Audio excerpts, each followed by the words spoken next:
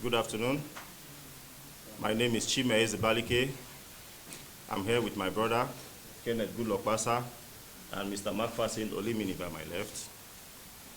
Gentlemen of the press, good afternoon. We address you today as citizens, indigents, and residents of Rivers State who feel a need to set records straight in the light of the goings in our state and who became victims due to no fault of ours. Even after our ordeal and when we thought we could return to normal life, only a week ago, one of us was called by a PDP leader in Obiakpo, Lawrence Amadi, to come and meet with some of their leaders.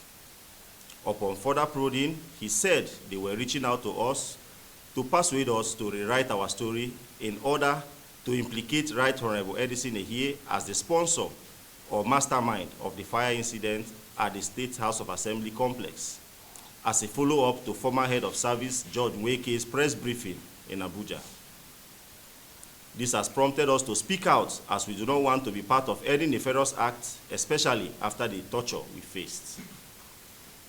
For 6 to 8 months, we endured an unjust, harrowing experience in the hands of security agencies and political actors. Our offense was because we refused to frame individuals, including the Chief of Staff to the Rivers State Government House, Right Honorable Edison Ehie, as masterminds behind the Rivers State House of Assembly inferno. Starting from December 2023, we, Nyesom Wike, Kenneth Goodluck, Prince Lukman Oladele, and Macpherson Olimini, were individually and collectively subjected to arrest, intimidation, physical assault, and psychological torture. All of this happened between December 5th, 2023 and January 16th, 2024. At some point, we were offered bribes in exchange for our freedom, even though it was clear that we had committed no offense that warranted our being arrested and detained. 3 of us were known associates of Right Honorable Edison Ehie and Honorable Sukari Goodboy, while Macpherson was an unfortunate victim of mere proximity. Our ordeal began with the arbitrary arrest of Oladele Lukman on December 5th, 2023. On December 16th, 2023, Nyesom Wike and Macpherson Olimini were violently apprehended at Obakere Junction along the East-West Road while returning from a funeral in a Kata village in Ahoda East local government area. On January 5th, 2024, Kenneth Pasa was forcefully taken in GRA Port Harcourt by a convoy of no fewer than 6 Helios vehicles. We were blindfolded and taken to the Federal Intelligence Response Team, FIB-IROT, along the Eastern Bypass in Port Harcourt, under the false pretense that the vehicle we were traveling with was stolen. It was later revealed that this was a ruse intended to force us into implicating Right Honorable Edison Ehie in 3 serious allegations, namely the murder of Supo, Bako, and Bashim. Secondly, an assassination attempt on Right Honorable Martins Ameule. And thirdly, the burning of the Rivers State House of Assembly complex. At the Federal Intelligence Response Team facility, multiple attempts were made to coerce us into making false confessions.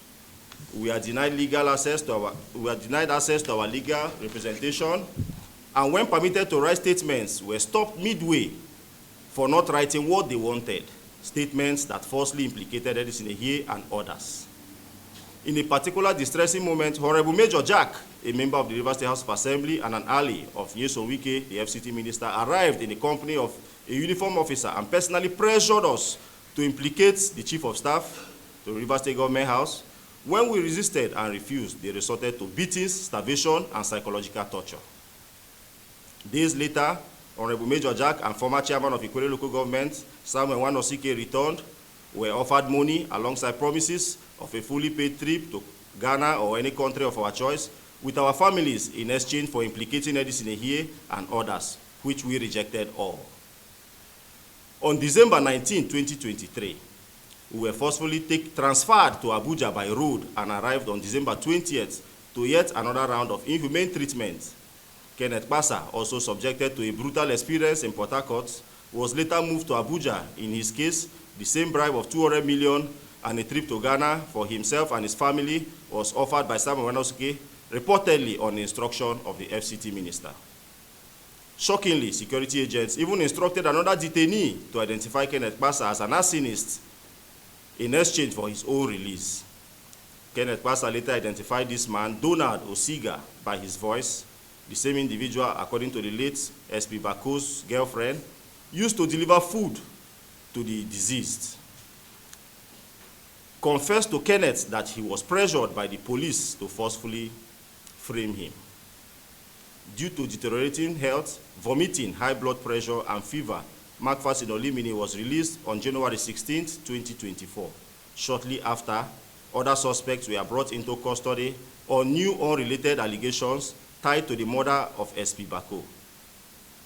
Despite our innocence, the charges against us inexplicably grew from 3 to 7.